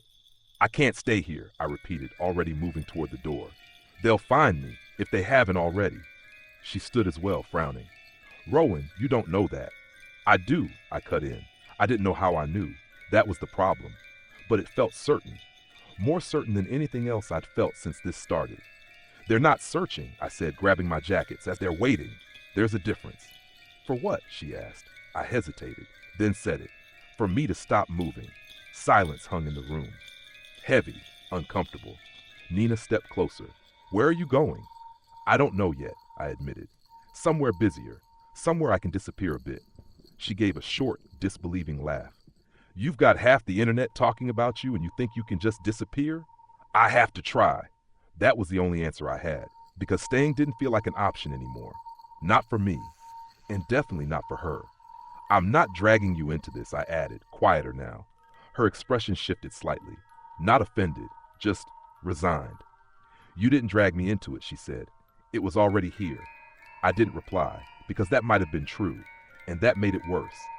"I'll message you," I said instead. "Keep you updated." "Don't say that like it's normal," she snapped. I paused, looked back at her. "I don't have anything else," I said. That seemed to land. She exhaled slowly, running a hand through her hair. Then she said, At least don't go somewhere empty. If they're right about this spreading, you want people around you, real people. I nodded. I know. She hesitated, then added, and don't answer any calls. I won't. And don't repeat anything you've said already. That made my chest tighten slightly. I won't, I said again. A pause. Then she said, be careful. I gave a short nod and left. The city felt different. It was hard to explain properly. Everything looked the same. People moved the same. Cars passed. Shops opened. But underneath it, there was something else. Something subtle. Something wrong. I kept my head down as I walked, sticking to busier streets, blending into the movement of people as best I could. It helped a bit. The more people around, the less obvious it felt. But not by much, because every now and then, I'd feel it. That pause, that flicker of attention, someone looking just a bit too long, someone going quiet mid-conversation, someone turning their head just slightly too late. It wasn't everyone. That was the unsettling part. It was just enough to make it impossible to ignore. The station came into view sooner than I expected. Leeds train station. Busy, packed, perfect. If there was anywhere I could lose myself for a while, it was there. I pushed through the entrance, letting the noise hit me properly for the first time that morning. Announcements echoing overhead, footsteps, voices, movement. It helped. It grounded me. For a moment, I almost felt normal again. Right, I muttered. This is good. I stopped, because I felt it again, stronger this time. Not a glance, not a flicker, a pull. I turned slowly, scanning the crowd. Hundreds of people, all moving, all talking, not all. Near the ticket machines, a man stood completely still, not unusual on its own.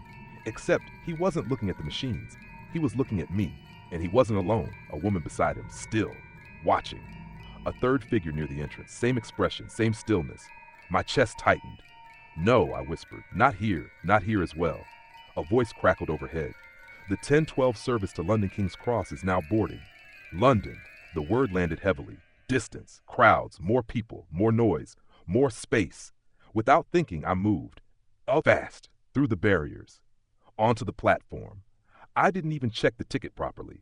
Just scanned it and kept walking, blending into the rush of passengers heading toward the train. If they were following, if they were tracking, then movement was the only thing I had left. I found a seat near the middle of the carriage, window side, back against the wall, good view of the aisle, old instinct. Didn't even realize I was doing it. The train was already filling up. People taking seats, luggage overhead, phones out, normal, still normal. I sat down slowly, forcing myself to breathe. You're fine, I muttered. You're fine. You're just... The seat across from me shifted. Someone sat down. I looked up. Late teens, maybe early 20s, headphones around her neck, neutral expression, normal, completely normal. I nodded slightly. She didn't nod back, just looked at me for a second too long.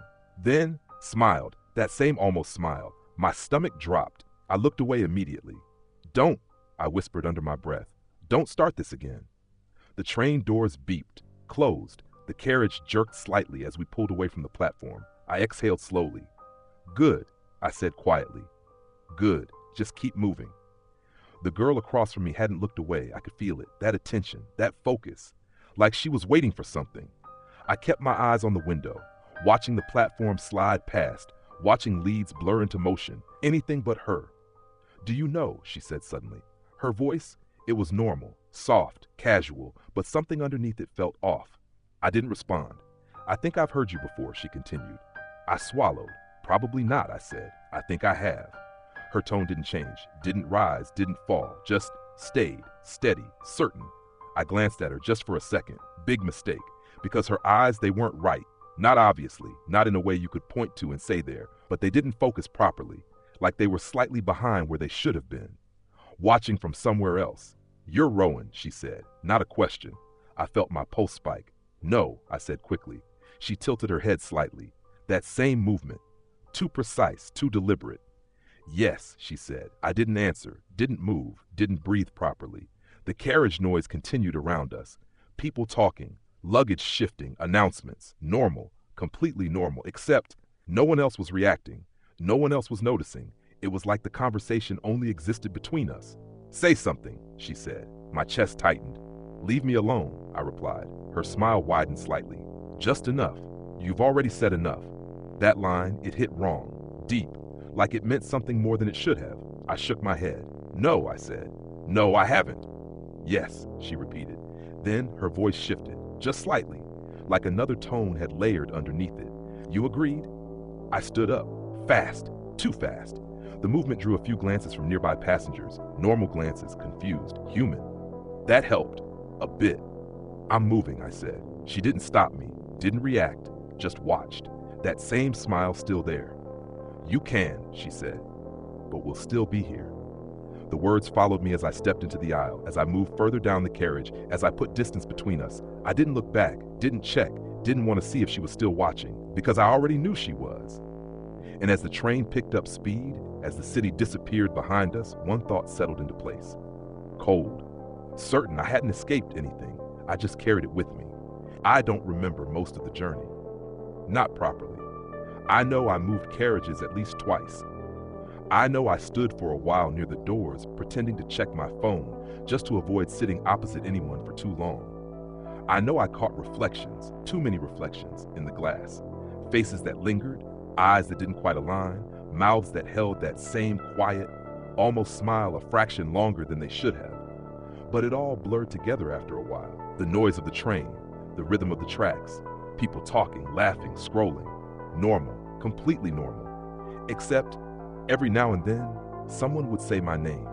Not loud, not calling out, just slipping it into conversation. Like it had always been there, like it belonged.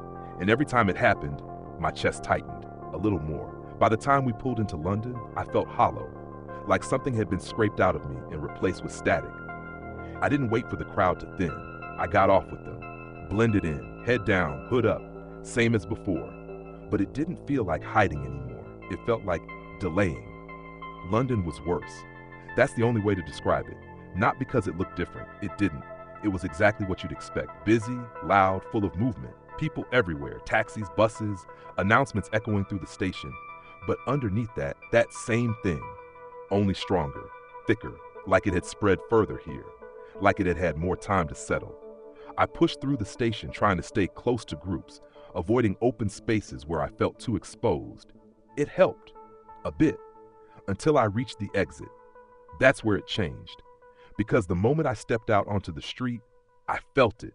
Not just attention, not just awareness, something else, something bigger. Like stepping into a room where everyone had already been talking about you before you arrived. I slowed, just slightly, and that was enough. A man near the crossing turned his head. A woman by the bus stop paused mid-conversation. Someone across the road stopped walking. All of them, looking. Not obviously, not all at once, but enough to feel it. They know, I whispered. And that was when I realized something worse. It wasn't that they'd noticed me. It was that they'd been waiting for me to arrive. I didn't know where I was going. I hadn't planned that far ahead. I just moved. Down side streets, across junctions, through crowds, anywhere that kept me moving, anywhere that stopped me from being still long enough for that attention to settle. At some point, I found myself near the stadium. I didn't recognize it immediately. Just a massive structure rising above everything else, steel and glass cutting into the sky. Too big, too open, too visible. My stomach dropped. No, I muttered. No, I'm not going there. But I was already too close, already within it, already part of it. Because the moment I turned to leave, I saw them. Not scattered this time, not hidden in crowds, grouped, gathered, waiting. Hundreds of them, maybe more. All facing the same direction, all looking toward the stadium, all still. No chatter, no movement, no noise, just waiting. I froze completely because it didn't feel like coincidence anymore. It felt like design. A voice behind me said quietly, "You came." I didn't turn. I didn't need to. I already knew. "Crispin," I said. He stepped up beside me, close enough that I could feel him without looking. "You traveled well," he said. My jaw tightened. "What is this?" I asked. "Progress." I turned then. Finally, he looked exactly the same. Same coat, same posture, same eyes that never quite settled. "You said I could stop this," I said. "I did." "Then stop it." He tilted his head slightly. "You misunderstand." "Then explain it properly," I snapped. His expression didn't change. "You've already seen what happens when attention accumulates," he said. "This is simply a larger instance." I glanced back toward the crowd, still waiting, still watching. "They're not right," I said. "No," he agreed. "They're not people anymore." "That depends on your definition." I turned back to him. You're joking. I'm not. His tone remained calm, measured, like we were discussing something completely ordinary. They're still people, he continued. They've simply adjusted, aligned themselves with what you represent. I don't represent anything, I snapped. That's where you're mistaken. He stepped slightly ahead of me, gesturing toward the stadium. They see you as something necessary, he said, something they've been missing. My chest tightened. That's not normal. No, he agreed. It isn't. Silence hung between us. Then I said, you said I could get out. He looked at me properly then, for the first time since I'd met him, and there was something different in his expression. Not emotion, not quite, but focus. You can, he said. How? His gaze shifted slightly, not to me, past me, toward the stadium. You replace yourself. The words didn't land properly at first. I blinked. What? You replace yourself, he repeated. Continuity must be maintained. That doesn't make any sense. It does, he said, if you think of it as a system. I'm not thinking of it as a system, I snapped. What? I'm thinking of it as something I want out of. And you can have that, he said. How? He reached into his coat, pulled something out, a clipboard, the same one, the same paper, the same contract. My stomach dropped. No, I said immediately. No, I'm not signing anything else. You're not, he said. He held it out, tapping a finger against the page. My signature, still there, clear, permanent. Then, a line through it. I froze. What? I've prepared the termination, he said. I stared at the page. My name crossed out, neatly, deliberately, like it had already been done. When did you? When you decided to come here, he replied. That didn't make sense. None of it made sense. You said I could stop it, I said again. This isn't stopping it. It is, he said. For you. The words landed heavily, cold, final. I looked back at the crowd, larger now, more people arriving, more stillness, more waiting. And for them, I asked. Crispin didn't answer straight away. Then he said, they require continuity. My throat went dry. You mean someone else? Yes. No, I said immediately. No, I'm not doing that. You already have, he replied. I turned back to him sharply. What? His gaze didn't waver. You signed, he said. You initiated the process. This is simply the conclusion. That's not what you said, I snapped. It's what you agreed to. I shook my head. No, that's not. Rowan, my name, spoken from below. I turned. The crowd, they had moved, not toward me, not rushing, just adjusted. Every single one of them now facing up, toward where I stood, toward the upper level of the structure, toward me. My chest tightened. They can see me, I whispered. Yes, Crispin said calmly. They shouldn't be able to. They can. A ripple passed through the crowd, not movement, not noise, just recognition. And then, one voice, soft, clear, Rowan. Then another, and another, and another, not shouting, not chanting, just speaking my name, over and over as Shaw, like they were testing it, like they were learning it, like they were becoming it. I stepped back instinctively, heart racing. This isn't stopping, I said. This is getting worse. Yes, Crispin replied. That's not what I asked for. No, he agreed, but it is what you needed. I stared at him. You're insane. No, he said. I'm consistent. The voices grew louder, not aggressive, not frantic, just more of them, more presence, more attention. I shook my head, backing away. I'm not doing this, I said. I'm not giving this to someone else. Crispin didn't move, didn't react. You will, he said. No, you already have. That stopped me.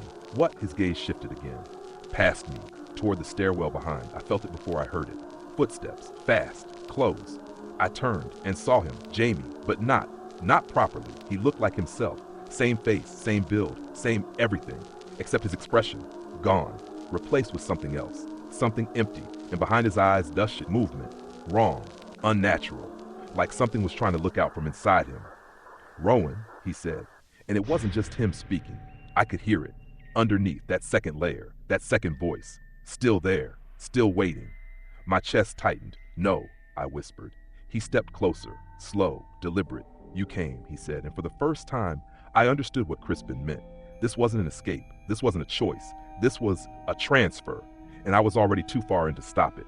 I didn't move, not because I couldn't, but because there was nowhere to go. Jamie stood between me and the stairwell. The crowd below had already seen me. And Crispin was still standing exactly where he had been, like none of this required urgency, like everything was unfolding at the correct pace. Rowan, Jamie said again. That voice, that layered, doubled sound, it was clearer now, not louder, just closer, like it had found its way through properly. I took a step back. "Don't," I said. Jamie tilted his head. The movement wasn't wrong, not on its own, but it didn't belong to him. It was too precise, too measured. "You shouldn't move away," he said. "We've been waiting." I swallowed hard. "Jamie," I said, forcing the name out properly. "Listen to me." "I am listening," he replied. "No, you're not," I snapped.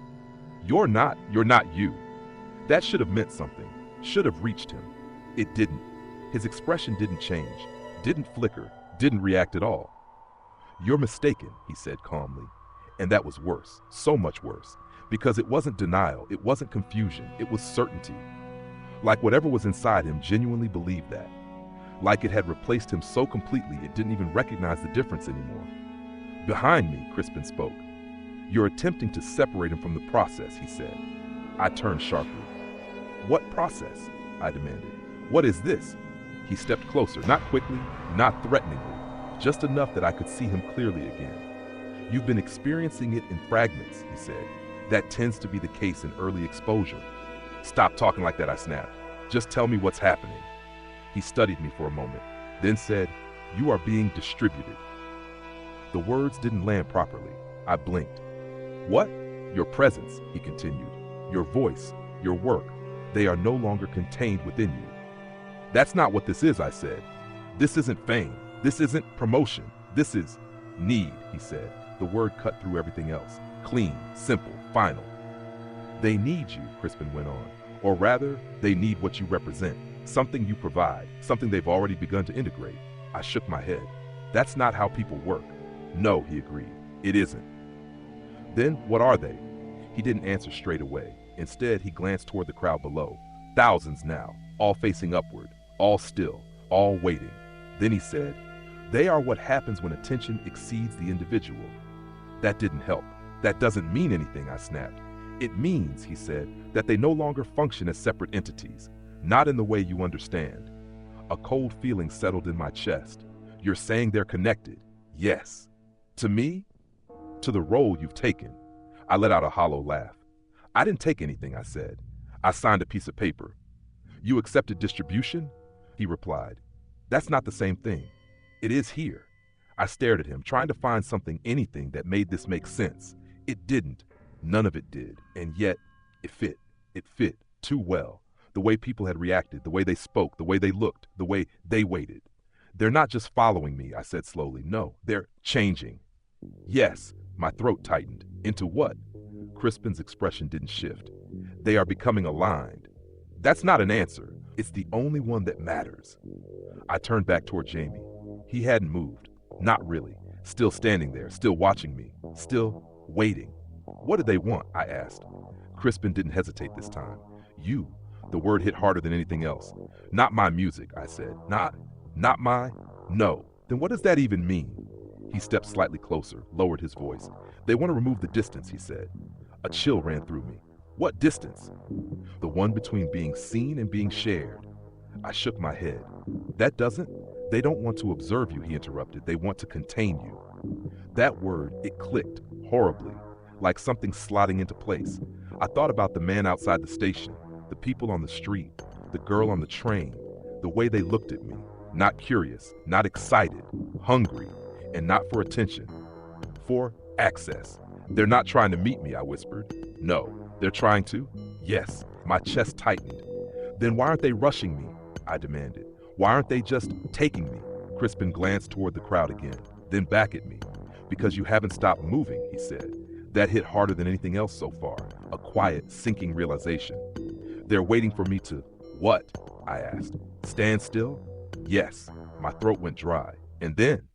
He didn't answer immediately, didn't need to, because I already knew, or at least I knew enough. "They'll take me." I said, "No," he replied. That surprised me. "What?" "They won't take you," he said. "They'll integrate you." The word landed wrong, cold, wrong. I shook my head. "That's not better." "No," he agreed. "It isn't." Silence stretched between us, heavy, final. Then I said, "You said I could stop this." "I did." "How?" He held out the clipboard again, closer this time. I could see it properly. The contract. My name crossed out. A blank space beneath it. Waiting. "For continuity," he said. My stomach dropped to U Street. "No. You understand the requirement." No, I don't, I snapped. I'm not doing that. You already have, he said again. I stepped back. That doesn't mean I'm finishing it. It does, he replied. No, his gaze didn't waver. It does. I turned away from him, looked at Jamie again, at what was left of him. What happens if I don't? I asked. Crispin's voice came from behind me. Then the process completes with you. My chest tightened. And if I do, it completes without you. I swallowed. That's not a choice. It is. No, it's not, I said. It's just passing it on. Yes. I turned back to him. You don't see anything wrong with that? I see consistency, he replied. I let out a breath, sharp, unsteady. This isn't right, I said. No, he agreed. It isn't. Another pause. Then, but it is functional. I stared at him. You're not even pretending this is okay. I'm not required to. The honesty in that was what made it worse. He wasn't hiding anything while he wasn't tricking me. He told me exactly what this was. I just hadn't understood it. Not until now. Behind me, Jamie took a step forward. I felt it more than heard it. My body tensed immediately. Rowan, he said. That voice again. Closer now, more layered, more full. They're ready, he added. I turned. The crowd below had shifted again. Not moving toward me, not climbing, just waiting. Every face turned upward, every eye fixed, every expression the same. That same almost smile. That same quiet certainty. They're not going anywhere, I whispered. No, Crispin said. They won't. I looked at the clipboard again, at the blank space, at the line waiting to be filled, then back at Jamie, at what he had become, at what he would become fully. And for the first time since this started, I understood the real cost. Not fame, not attention, not even fear, choice. Because this was the only one I had left, and either way, someone wasn't coming back. I kept staring at the clipboard, at that empty line, at the space where a name was supposed to go. It didn't look like much, just paper, ink, a place to write something simple, but it felt heavier than anything I'd ever held. He won't last, Crispin said quietly behind me. I didn't turn, didn't need to. I knew he was talking about Jamie. I swallowed. What does that mean? It means, he replied, that the process is incomplete. I glanced at Jamie again. He was closer now, not rushing, not aggressive, just approaching, like there was no urgency, like there was no possibility of failure. His face still looked like him, but the longer I stared, the less that mattered, because it wasn't him anymore. Not really. Not in the ways that counted. What happens to him? I asked. Crispin didn't hesitate. He stabilizes. That word again. Cold, clinical. And if he doesn't, then the system compensates. I clenched my jaw. That's not an answer. It's the only one you'll receive. And I exhaled slowly. My chest felt tight, like something was closing in from the inside. This isn't how it's supposed to work, I said. No, Crispin agreed. It isn't. Then why is it happening? He didn't answer immediately. Instead, he stepped slightly closer, just enough that I could feel his presence properly again. You wanted to be seen, he said. That's not what I asked for. No, he agreed again. But it is what you pursued. I shook my head. That doesn't justify this. It doesn't need to, he replied. That landed harder than anything else, because he was right. This wasn't about justification. This wasn't about fairness. This wasn't about anything I could argue against. It was already happening, already done.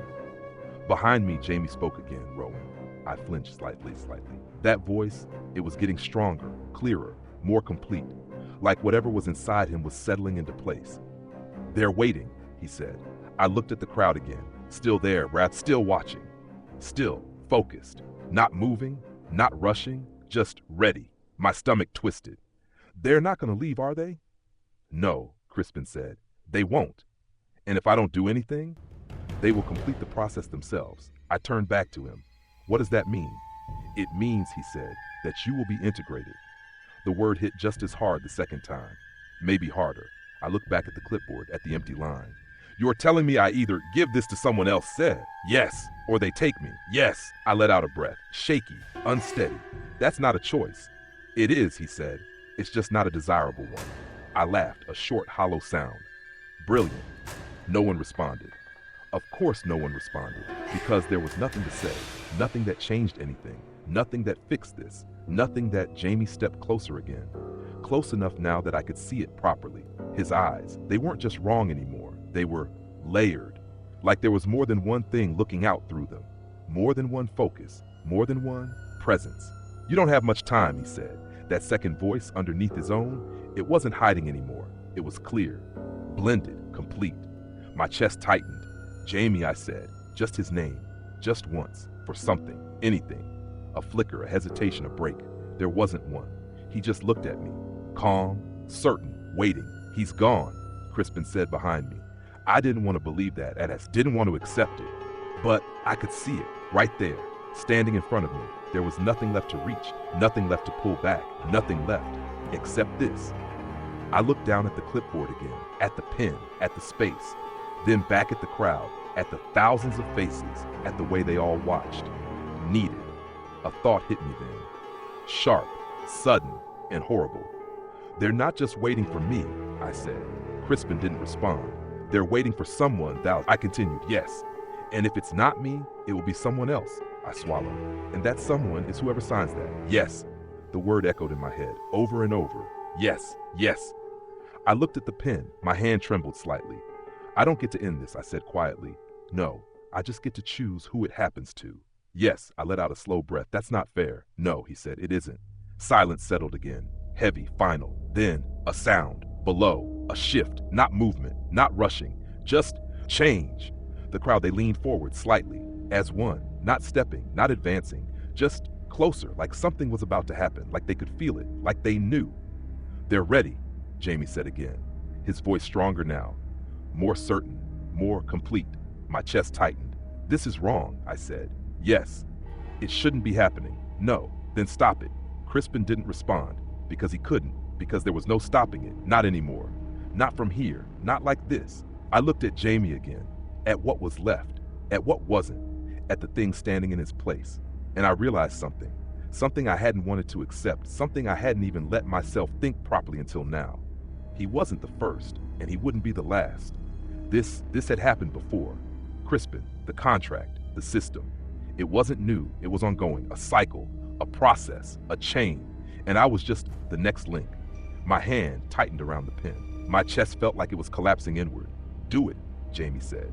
Not pleading, not desperate, just certain. I looked at him, at the crowd, at the paper, and for a moment I didn't feel fear. I didn't feel panic. I didn't feel anything. Just clarity, because I understood now, completely. There was no version of this where I walked away clean. No version where everyone was safe. No version where this stopped. There was only who it happened to next. My hand moved, slowly, shaking, hovering over the line. And I realized, even now, even at the very end, this still wasn't my choice. It had never been. I just hadn't understood that until it was too late. My hand hovered over the paper. The pen felt heavier than it should have, like it didn't belong to me, like it wasn't something I was meant to hold. Do it, Jamie said again. That voice, it didn't sound like him anymore. Not even slightly. It was full now, layered, complete. Whatever had been growing inside him had finished, and there was nothing left of the person I knew. I tightened my grip on the pen. No, I said. The word came out stronger than I expected, clear, final.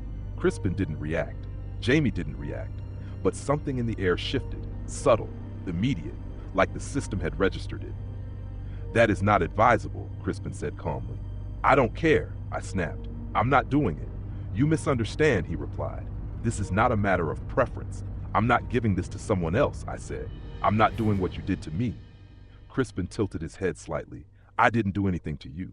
That's a lie. No, he said, it isn't. I let out a breath. Sharp, frustrated. Then what do you call this? I demanded, gesturing to the crowd, to Jamie, to everything around us. Continuation, he said. That's not better. It isn't meant to be. That answer, that complete lack of care, it made something snap inside me. I'm not part of this, I said. You are, he replied. I'm not. You are. No, I said again, louder this time. I'm not. And then, for the first time, Crispin's expression changed. Not much, just a flicker. Something small. But it was there. You're delaying the inevitable, he said. Maybe, I replied, but I'm not helping it along.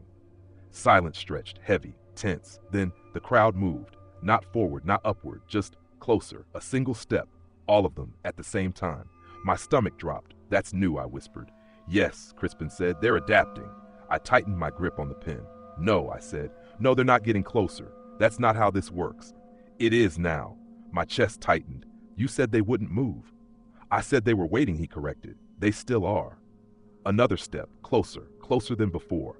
The distance between us shrinking, slowly, deliberately, like something tightening around me. They're not supposed to do that, I said. They're responding to you, Crispin replied. To what? To resistance. That word, it hit wrong, deep, like it had weight. Then I'll keep resisting, I said. Another step, closer again. The crowd wasn't rushing, it wasn't panicking, just advancing, slow, controlled, certain.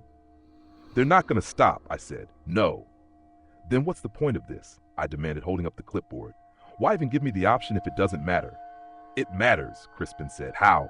It determines the outcome. That's not an answer. It's the only one that applies. I let out a hollow laugh. Brilliant. Behind me, Jamie moved, faster this time, closing the distance. I turned instinctively. Too late. His hand shot out, grabbing my wrist. Not hard, not violent, just firm, unavoidable. My body locked up. Let go, I said. He didn't.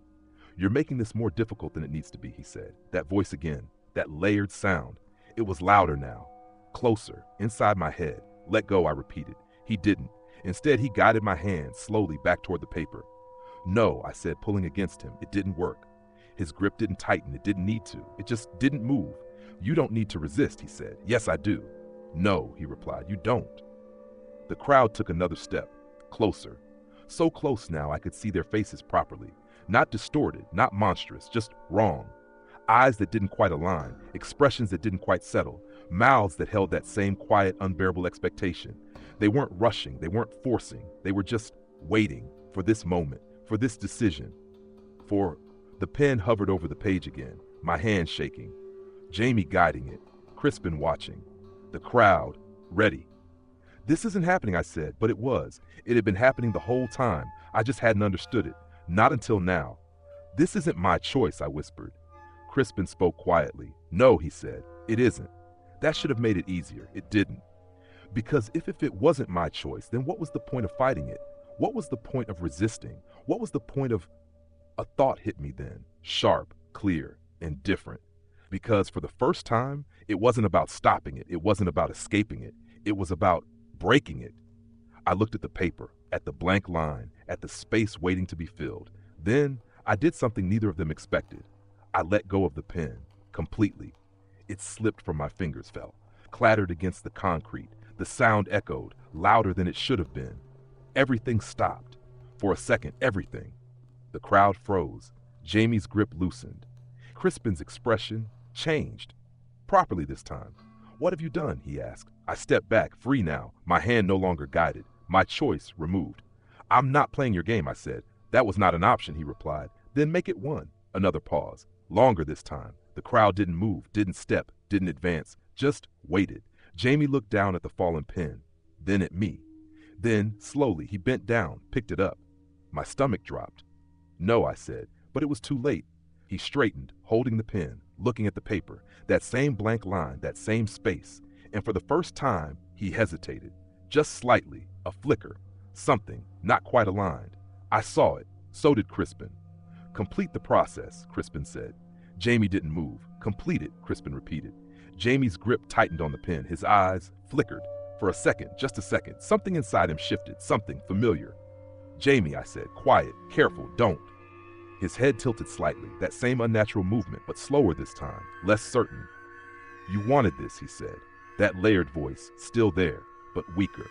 Not like this, I replied. Another flicker, another hesitation. The crowd leaned forward, waiting, watching, ready.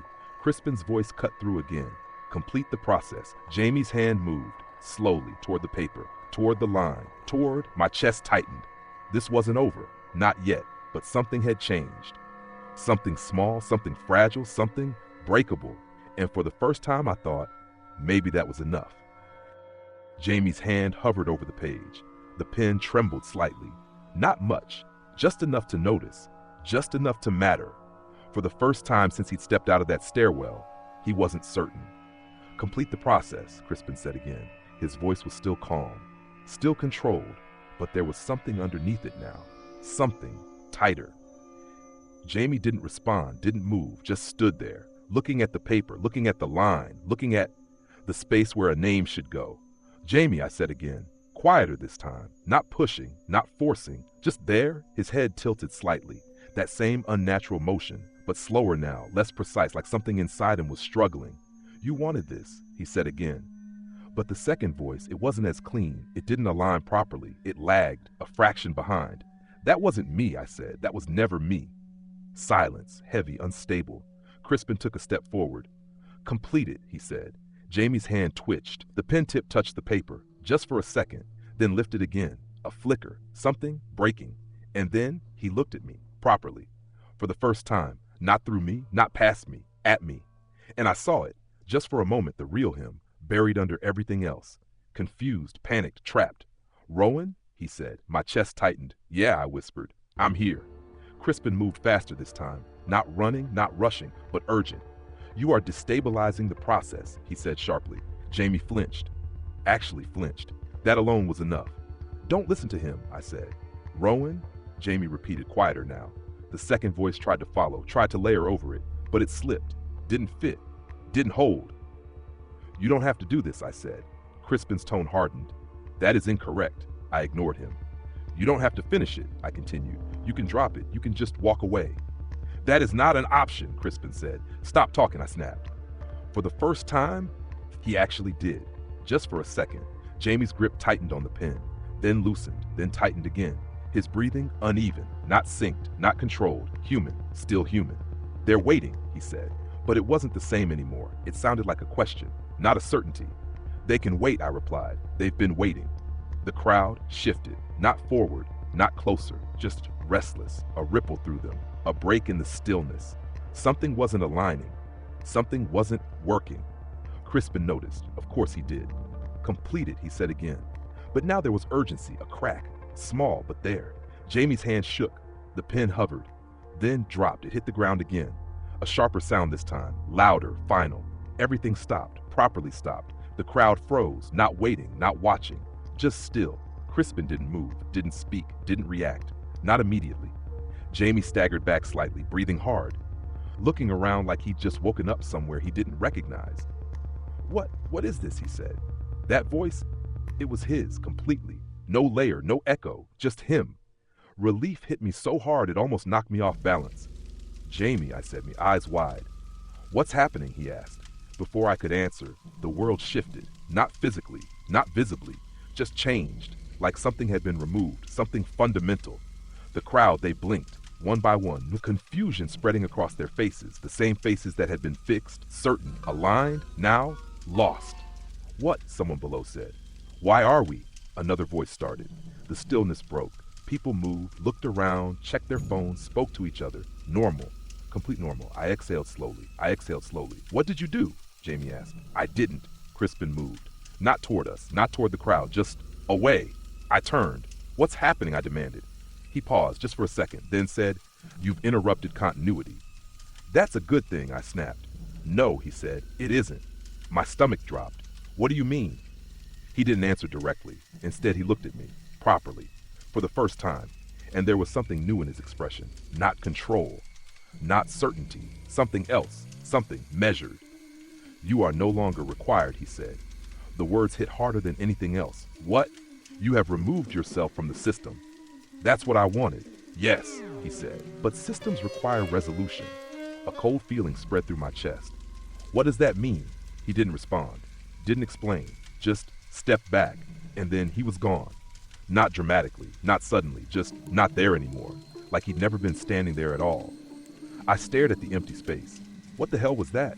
Jamie said. I didn't answer, because something else had shifted again. But this time, it wasn't outside, it was inside. A hollow feeling, deep, widening, like something was being taken. I staggered slightly. "Rowan?" Jamie said. I looked at him, tried to respond, but the word didn't come out properly. "What?" he asked. I swallowed, tried again. My name, it felt wrong, distant, like it didn't belong to me anymore. "What about it?" Jamie said. I opened my mouth. Nothing came, not properly, not clearly. The sound just slipped. "What's your name?" he asked. I froze, because for a second I didn't know, not properly, not completely. It was there, somewhere, but it didn't stick. "That's not funny," Jamie said. "I'm not joking," I replied.